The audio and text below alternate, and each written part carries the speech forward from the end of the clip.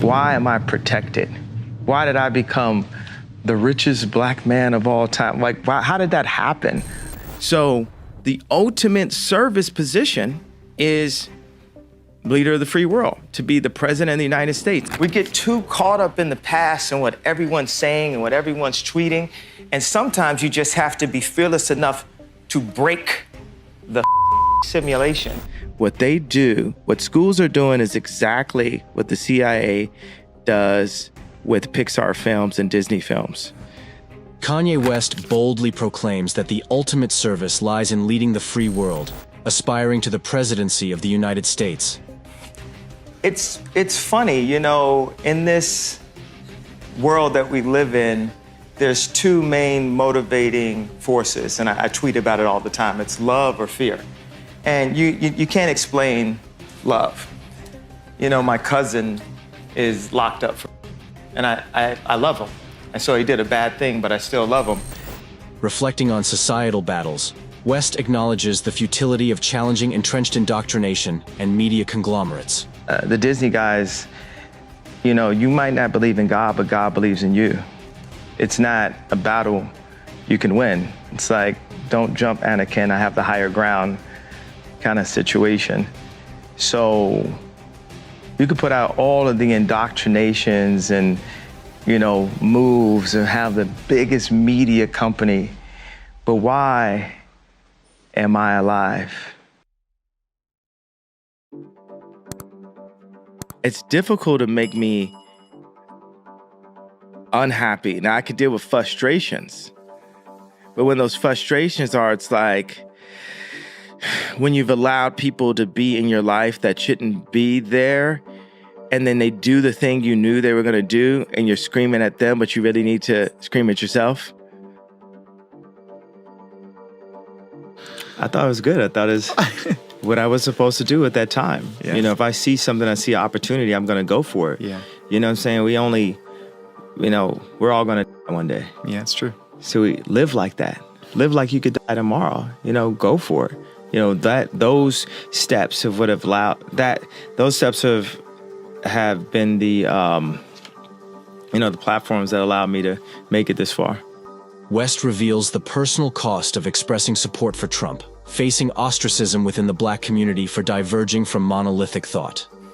And just as a musician, African-American, guy out in Hollywood, all these different things, you know, everyone around me tried to pick my candidate for me. Mm-hmm. And then told me every time I said I like Trump that I couldn't say it out loud or my career would be over. I'd get kicked out the black community because blacks we're supposed to have a monolithic thought. We can only be Democrats and all.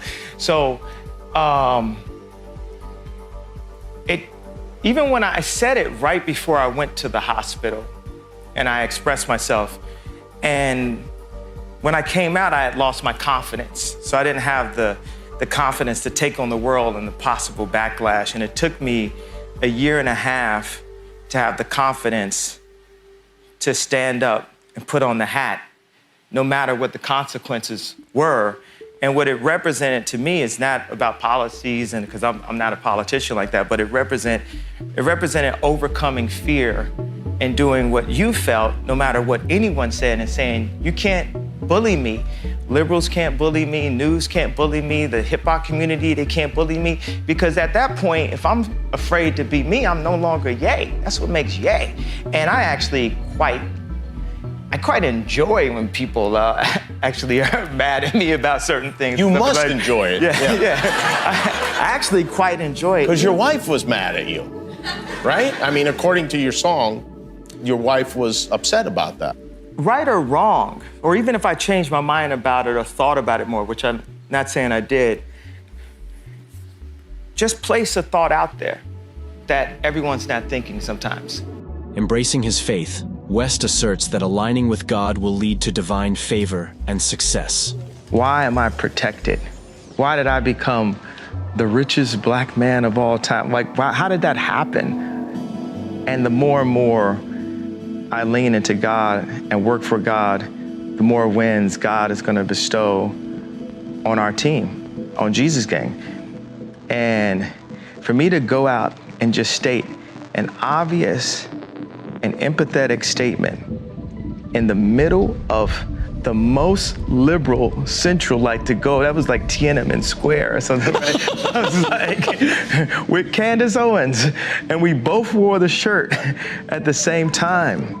You know, we got some Jesus soldiers out here, and people say they're willing to for it, but we live for it.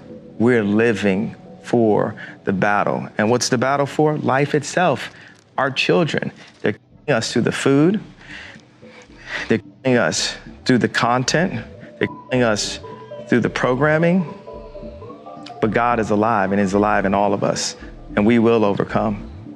West exposes the manipulation of Black trauma for political gain, condemning the exploitation of suffering for electoral victories.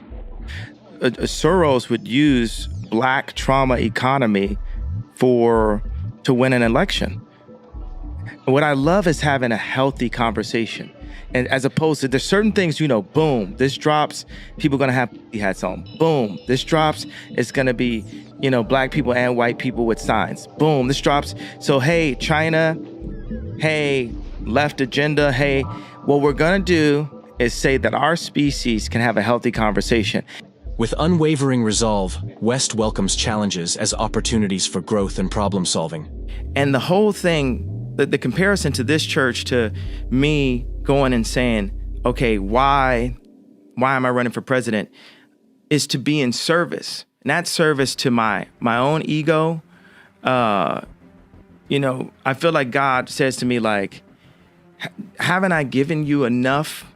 And I gave you an ego that helped you overcome all these, you know, roadblocks and smoke screens and people telling you what you can't do. Now you need to realize when you're doing things for your ego and when you're doing things for me. This is like God, what I feel God is saying to me.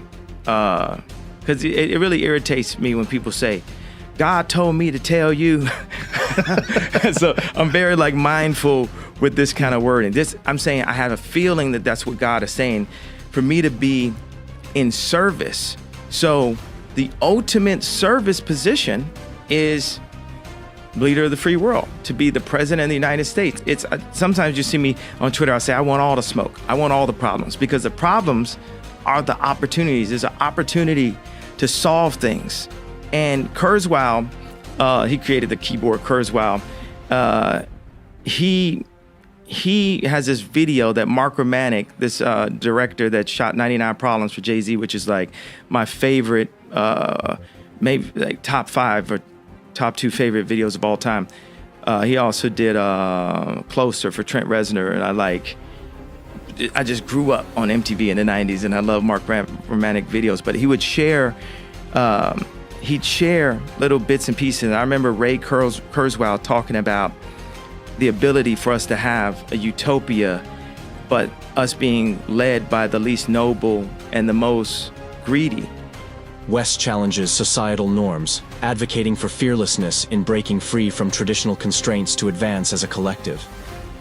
I think people focus too much on the past and focus too much on regret. Even like when you deal with schools, like you take like the idea. My point is, I've heard of history class. I've never heard of a class that breaks down how you balance a checkbook or how you control your finances, which my father never taught me that. And I've never heard of a future class. So they keep us so focused on history that we start to believe that it actually repeats itself.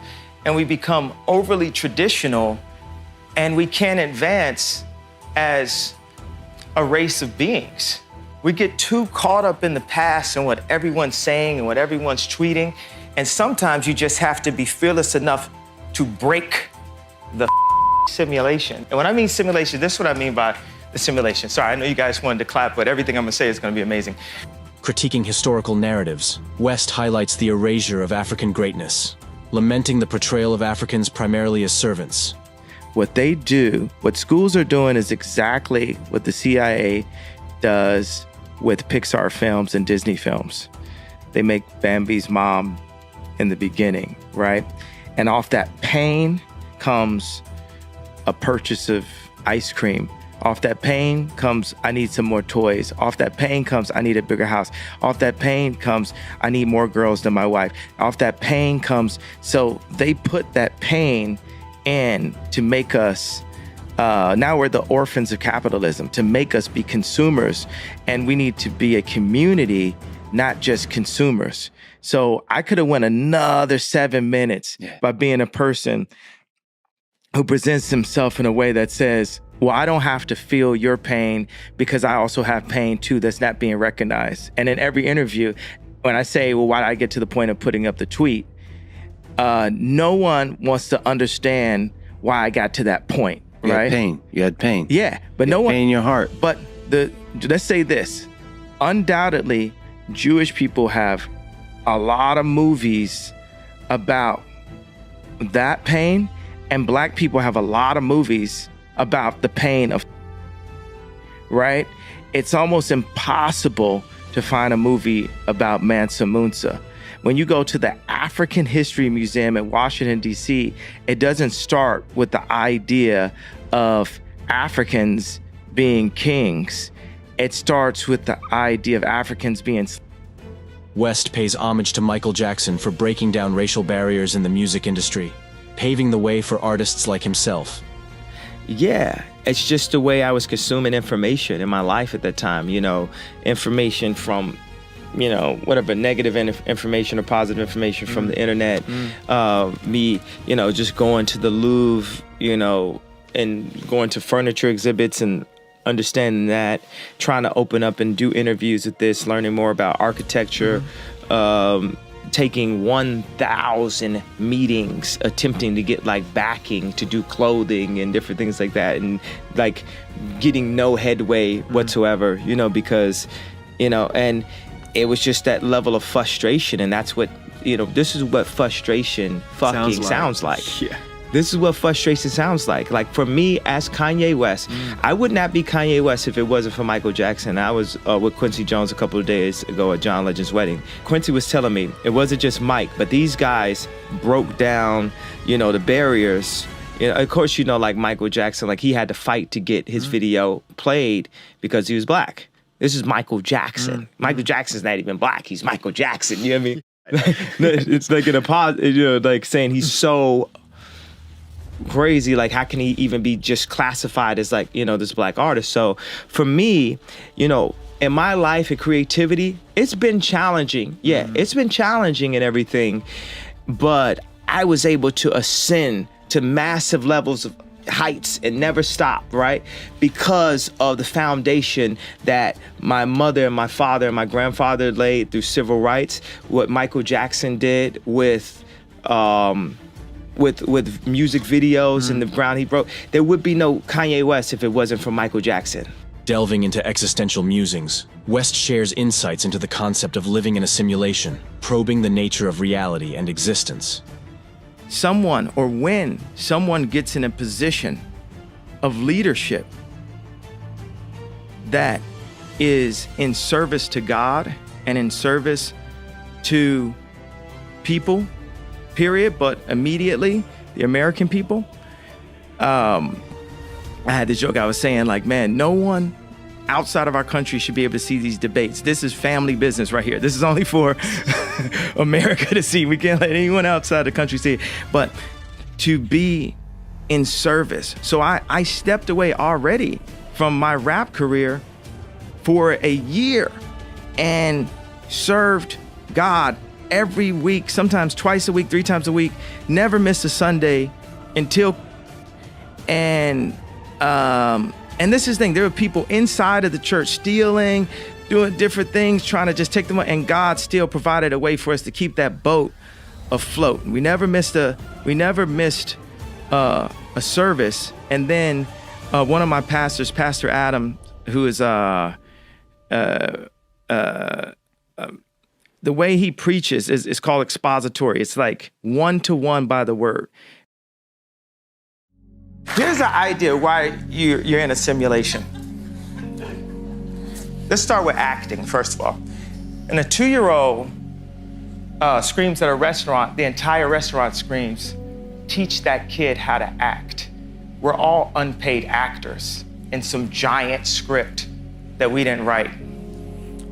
Simulation, a 2-year-old jumps on a coffee table and someone says, "That's a coffee table, don't jump on that." So it went from being something that makes him feel like Superman, he's got his cape on, to something where he has to think about this person's like a family member he doesn't like anyway. He's 2 years old, he doesn't give a about a coffee or a table. And he's starting to like calculate all these things. And by the time you're 40 years old, you've got a wall full of coffee tables calculating you into traffic, calculating you into your career choice, calculating you into this townhouse that's not quite as big as the townhouse next, and it just never works. You know, that's the simulation that I'm talking. That's what I mean when I say simulation.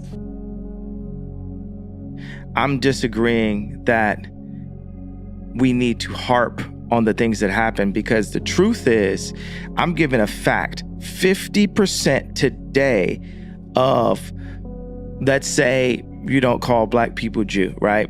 Black people today is abortion. Today, right now, like that, it's not racism. That's too wide of a term. It's and population control that black people are in today in America that is promoted by the music and the media that black people make, that Jewish record labels get paid off of, or media companies. Record labels and media company also, so let's give it a wider. Well, I've reached a point in my life where my Truman Show boat has hit the painting, and I've got to a point that Michael Jackson did not break down. I have reached the glass ceiling as a creative person, as a celebrity. When I say that, it means I want to do product. I am a product person, not just clothing, but water bottle design, architecture, everything, you know, that you could, you know, think about. And I've been at it for 10 years. And I look around, I say, wait a second, there's no one around here in this space that looks like me. And if they are, they're quiet as. So that means, wait a second, now we're seriously like in a civil rights movement. Like people used to joke about, do you remember our South Park photo? Yeah, I do. Remember how funny that was? Do you think there would be a Givenchy in the hood if it wasn't for that South Park photo? Yeah. But no one thinks about that. No one thinks about the names I got called for like wearing tight jeans. This person, I'm gonna listen to the kids, bro. You know, I'm gonna listen to my daughter. I'm gonna listen to kids before I listen to, you know, super programmed out adults. And especially if that adult hasn't done something that I am looking to do. Right. So it's so funny how people are so like free and almost arrogant with their advice. And I'm just like, why would I listen to you? That was the first one. I was inspired after seeing this Alexander McQueen film, because this is a beautiful, amazing artist that himself, and he always would talk about it. He even designed his own casket, and I've thought of like casket design. I thought about a tombstone that said, "Are you happy now?" So it's funny, but not funny, really, though, because you know it's when you have thoughts like that, you have to be careful and talk to people. Yeah, but you have to be careful and, well, not be careful, just be expressive and understand that all these people are sensitive people. Like you get these celebrities and they get a bad photo and everyone just tears them all the way to shreds, and you forget that this is a daughter, a son, a mom, a dad. And, you know, I think I fight for all of us. They created, there was a Jewish trainer that brought me to the hospital and put in press that I went to the hospital. I know friends that off of exhaustion, a Jewish doctor, they Why do you keep saying Jewish? Because they were, right? Diagnosed me with bipolar disorder and me with medication and put me on medication, then put it in the press. And every time, even if I wore the wrong color hat that it's not supposed to wear, right? Then they immediately say, he's off of it. He's off his meds, he's off his rocker, and it's literally used as a scarlet letter control mechanism for the people understand. The kids, the colleges, the high school. Yeah, he got some nice $5,000 jeans in there. It's some nice ones here and there, some good here and there. But we culture. Rap the new rock and roll. We culture. Rap is the new rock and roll. We the rock stars. It's been like that now for a minute. It's been like that for a minute, Hedy Slimane. It's been like that for a minute. And we the real rock stars, and I'm the biggest of all of them. Wow. I'm the ¡1 rock star on the planet. So he said my son wants to hear a rap album from Ye.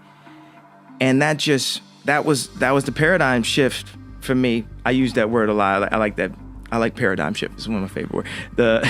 And I made this rap album, and for a lot of people, it was the first album that they could play with a certain production level in the house with their family. Now, you could argue if the Watch the Throne production was stronger or better than Jesus is King production, but when I go and I've been working with Dr. Dre, and some of the beats would just be like, the hardest beats possible.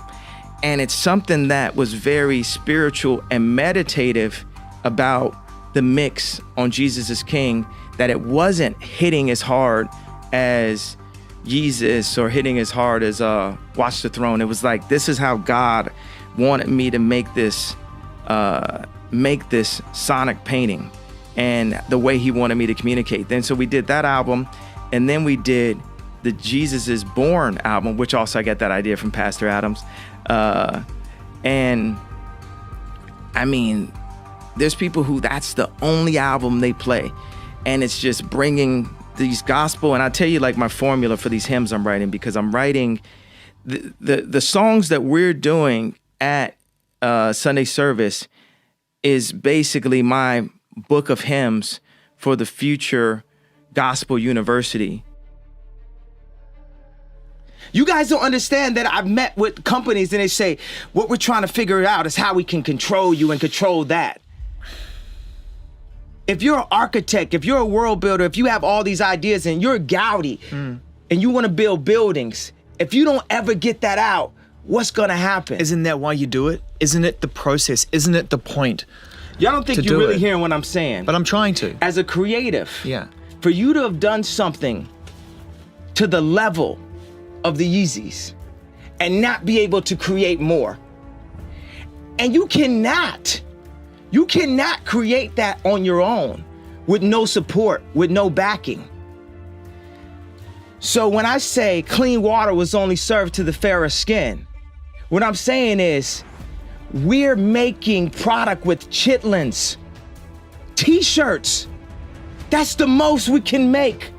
T-forms to be hot and make money then I eventually want to be the anchor and the force behind $1 billion company. And after I made that $1 billion step, then I can go in and say, hey, I've got an opinion on this. And that could be a $10 billion step. And I eventually want to be the anchor of the first $1 trillion company. What Da Vinci tried to do at 80, I did at 6 years old because I had been working on it perhaps from a past life.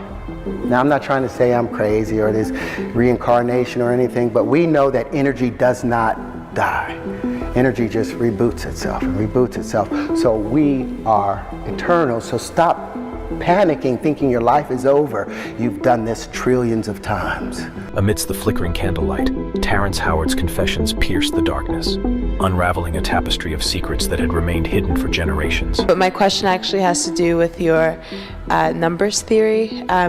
So if by your logic you say 1 times 1 equals 2, are you insinuating that 1 times 0 then equals 1? Equals 1. Well, that's what we were saying with times 0 is 0 and anything times 1 is 1. Where is that number? Where is that exemplified in nature or in universal phenomena? Is it? Do you see that?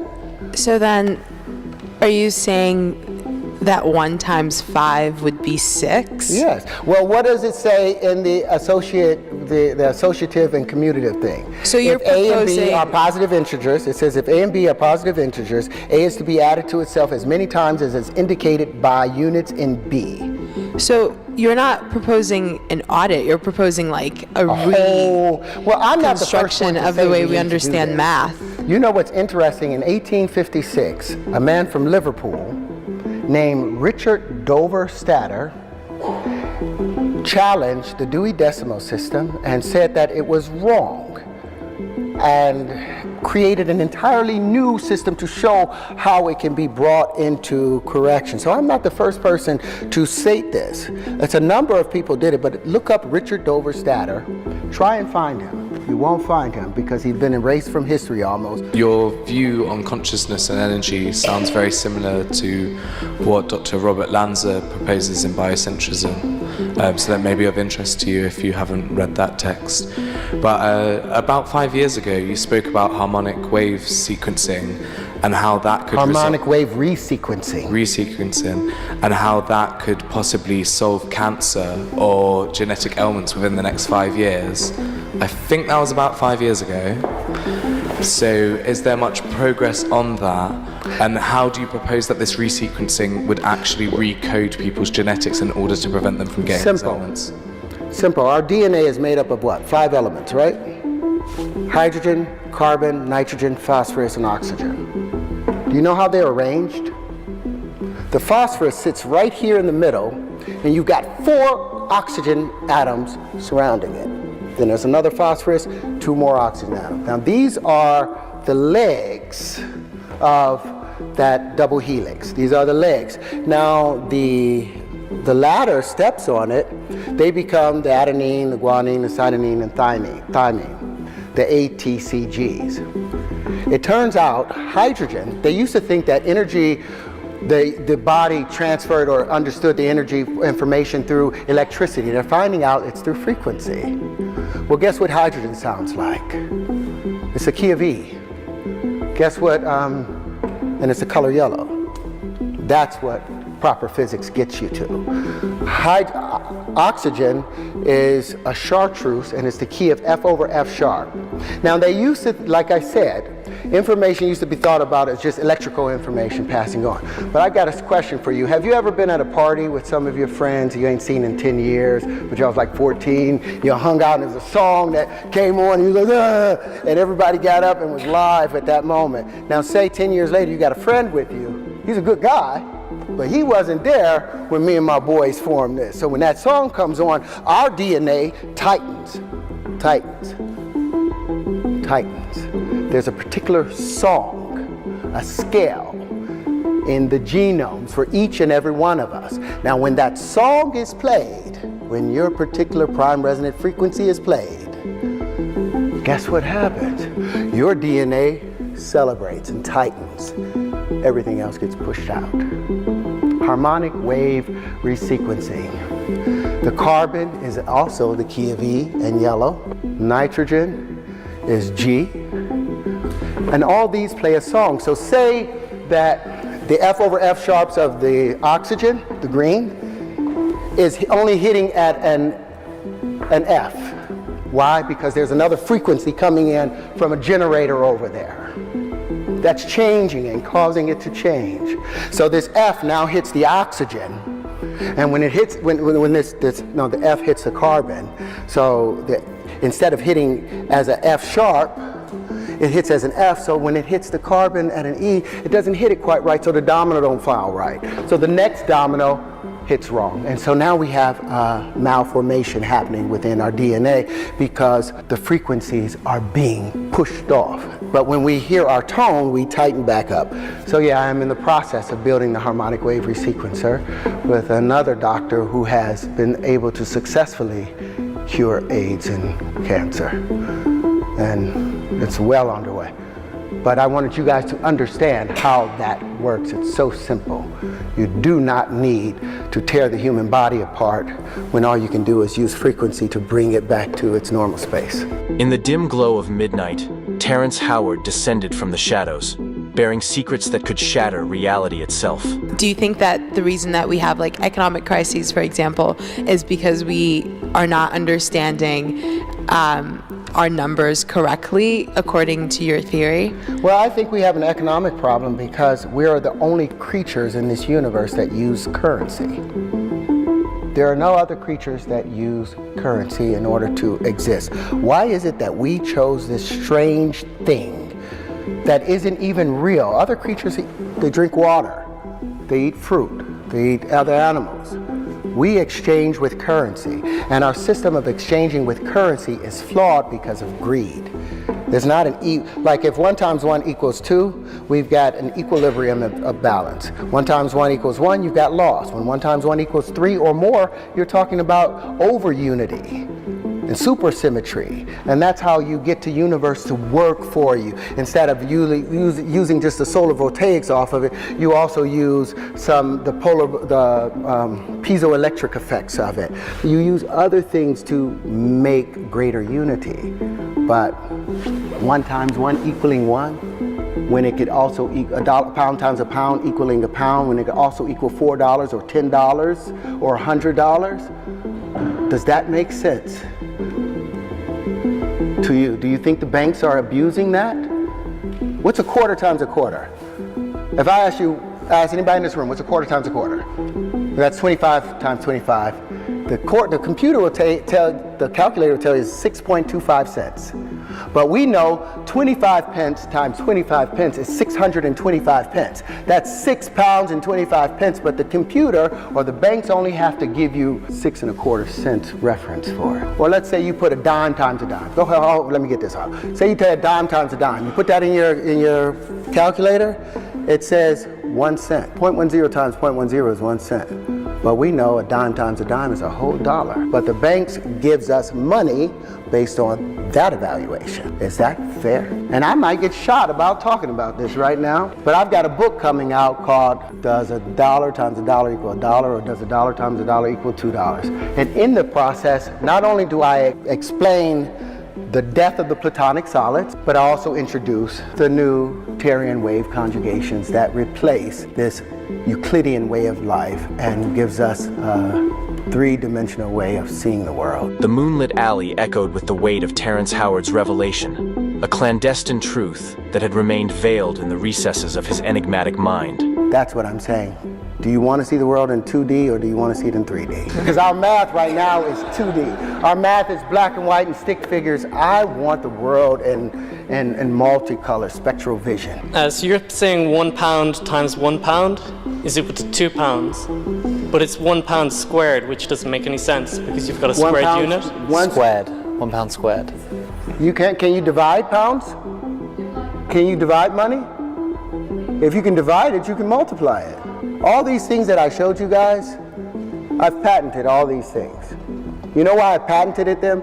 Because in 1926, a man named Walter Russell wrote a book called The Universal One, and in it he introduced an entirely new periodic table. And there he introduced the 2 heavy water elements, and then plutonium and deuterium. Both of those, all 4 of those elements that had never been discovered, he sent out to 800 different universities in his book. 2 years later, he watched as other people came and got Nobel Prizes for his work. Why? Because he didn't patent it. He didn't copyright it. So I copywrote all these things and patented all these things before bringing them to you. They are true, and I think there's some value to them. The money is, there's nothing wrong with the money, but how we deal with the money. But if you can divide money, you can multiply it. It works hand in hand. Or you can't see that. You can't see dividing money. It's a matter of definition. If you define, it's a matter of definition. A pound squared is not a unit defined. A pound squared. If you multiply by mathematical convention, if you multiply 1 pound by 1 pound, same as if you multiply 1 meter by 1 meter, it should be 1 pound squared, or 1 square meter? It becomes 2. Why does it become 1 pound squared is 2, isn't it? Now, if you look at remember what I just said about the associative and the commutative laws. It says A is to be added to itself as many times as its units in B. And the only thing that prevents that is the identity element that sits up and says, no, the Jim Crow law sits. Black people sit in the back of the bus because that's what the law says, without even having a foundation for it. 1 times any number is that number, without a foundation, with no principle. It just says it. But if you go by your logic and you say 1 times 1 is 2, 1 times 2 is 3, and then how would you define 2 times 4? Is that's just... That stays, all that remains the same. Anything with 1, just add 1. The first rule of multiplication... Okay, then where's the difference between addition and multiplication? Well, multiplication is what? Exaggerated addition. Isn't it? But isn't it a matter of mathematical convention? What is? If it was defined in the beginning, it could have been defined differently, but logical, it makes the most sense. Mic, darling. Sorry. Is it a matter of mathematical convention? If you define beforehand that something, logically, it makes the most sense that 1 times 1, if you have 1 laptop, 1 times a laptop is 1 laptop, that makes more sense than you say it's 2 laptops. Well, now if you say... And then that's where the mathematical convention comes in. And that's large part of math is convention. It's how it has been defined. It's a matter of definition. And it's wonderful. The convention is all right if the material and the information being shared in the convention is true. But when you're talking about dogma being added in, with that thing that I showed you, did you look at the square root of 2? Do you think that that's a loop, that's a natural thing? With the square root of 2? Did you believe that? It's the same with pi. There's not a mathematical... No, it's not the same though. It's not the same with pi. What we just did, we multiplied it, we cubed the number, and then we divided it by 2, and we cubed it again and divided it by 2, and we did that a number of times, and that number still remained the same exact number, which we know cannot happen. As the city slept, Terrence Howard unveiled a cryptic journal, each page etched with the forbidden knowledge that could rewrite the destiny of nations. It's right there, and that's what they say is the difference between, that's what they say allows 1 times 1 to equal 1, because 1.4141562373095 is the square root of 2. But we know that that's not the case. I tried to do it 80. I did it 6 years old because I had been working on it perhaps from a past life. We know that energy does not die. Energy just reboots itself and reboots itself. So we are eternal. As the moon cast an enigmatic glow over the city, Terrence Howard emerged from the shadows, ready to unveil a trove of hidden knowledge that could reshape destinies. If you lose that little spark that kept you motivated, that little piece, like this is my vocation. I love acting half the time, but there's some downfalls of it. A lot of actors end up with personality identity crisis and conflicts because you have so many characters you're playing. And if you really commit to the characters, you become like a piece of clothing. And your body becomes what they put on. And the character has a tendency of wanting to own you. They don't let go. What you saw in Anthony Hopkins and Hannibal Lecter, that monster lives in him. That's why we believed it. He had to tap into something very ugly in our human nature sometimes. And as an actor, sometimes I tap into beautiful things. But like with Lucius, and the character I play with Lucius, his life is filled with turmoil. So 90% of the day I'm walking around carrying his turmoil and also the turmoil from me and my own family. And then how do you have time to really bring yourself back to who you are? Because that's the most important thing. That's the thing that's going to bother you more than anything else. You will look at yourself one day and you won't know who you are because you don't remember who you were. Sometime along the way, or maybe at 13 or 14, we let go of the little person that kept us going. That little person that was always there, I got you, man, I'm here, I got you, don't go in there, I ain't going in there. That person, when we get about 13 or 14, we get embarrassed of him. And we push him aside and we don't listen to him anymore. And he's always knocking. Hey. And after so long of a time, maybe 10, 15 years, you don't even know him. You show up at your own door and you don't even know who you are. Your family doesn't know who you are. So it's important, no matter what you do, no matter what challenges you go through, you remember who you are. The air crackled with tension as Terrence Howard stepped onto the stage, a man burdened with untold truths, about to shatter the illusions that had blinded the world. Now, you know this is one of the oldest symbols in human history, right? Or do you not know? This symbol was found in the Temple of Osiris in Egypt, and it had been molecularly burned into the wall. And it's 6,000 years old. This same symbol has been found in the forbidden temples in China, sitting under the fufu dogs. And the foot on it, the flower of life, saying whoever controlled that flower of life controlled the universe. There were secrets in that flower of life that Da Vinci spent his whole life trying to uncover. There were secrets in that flower of life that Newton spent his whole life in secret trying to uncover. The same secrets that Pythagoras was desperately trying to uncover. But the problem was, they kept seeing this in a two-dimensional space. They couldn't get it out of this two-dimensional frame, and as a result, they got stuck in this plane, a flat plane. Now, what Da Vinci and all of them wanted to do, they were trying to find a way to bring this flower to life, because what is inside of it? Well, apparently, there were secrets inside of it. Shapes, they got the Merkaba and all of those other things out of it. But they were misled by something I think called a straight line. You guys believe in straight lines? You believe there's straight lines in the universe? Well, let me hit you with something. All energy in the universe is expressed in what? It's in motion. If something is still, there's no energy. Kinetic, right? All motion is expressed in what? You look at galaxies, are they expressed in straight lines? Expressed in vortices. All vortices are expressed in what? Waves. All waves are curved. Show me a straight line in nature. You show me where the platonic solids come from. Where do they have their foundations in our universe? Are there any straight lines? If you look at anything, there are no straight lines.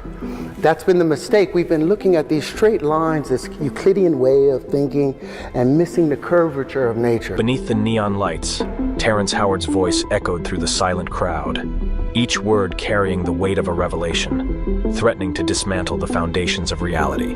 Do you believe in loops? Do you know the square root of 2? Do you think that's a loop? Do you believe that the square root of 2 is the square root of 2? Yes or no? Hands up, no? I want y'all to take out your phone for a minute then. We're gonna do one thing. Everybody got a phone? Put it on the calculator and turn it to the side so you can get all the long numbers out of it, okay? Now I want you to put in 2 and square root it. 2, hit the square root, you'll get 1.41421356237309.5, right? Now I want you guys to do me a favor, cube it. It'll see right over there, it'll be x to the 3. Can y'all do it? Have you cubed it? It'll see 2.828, 4271, 2174, 6190. Now that makes sense. I want you guys to do me a favor. Divide it by 2. Got that number? Cube it again. Divide it by 2. Cube it again. And I want you to do that until the end of your lives. And that number will still come up with 2.828, 4271, 2174, 6190.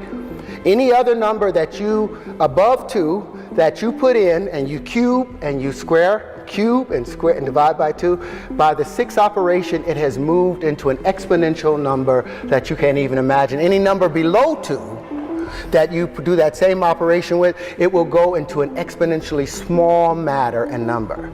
This is what we call a loop. It is illogical, it doesn't make sense, and it does not make math make sense. So these are some things that I'm bringing to the fore and that I would like to question. I would like to audit the math, the world of mathematics, and I would like to audit how we view the platonic solids, because I think the new wave conjugations will tell a better story of how our world works. In a clandestine meeting, Terrence Howard shared clandestine wisdom with a select few, his words a catalyst for a storm of change. Our planet is moving away from our sun at 6 inches a year.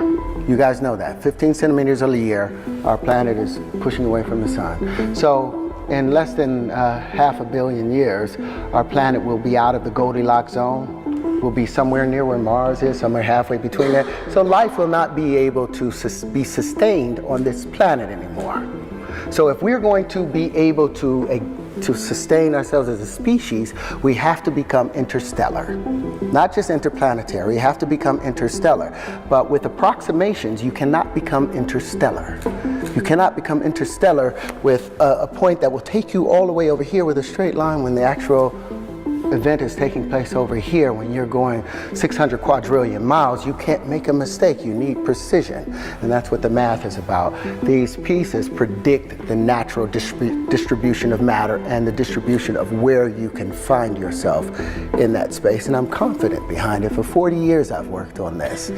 And I think it's ready. So I've sat also at lunch, basically trying to get my head around this, and also I was very, very, very skeptical, and I put my hands up and say that.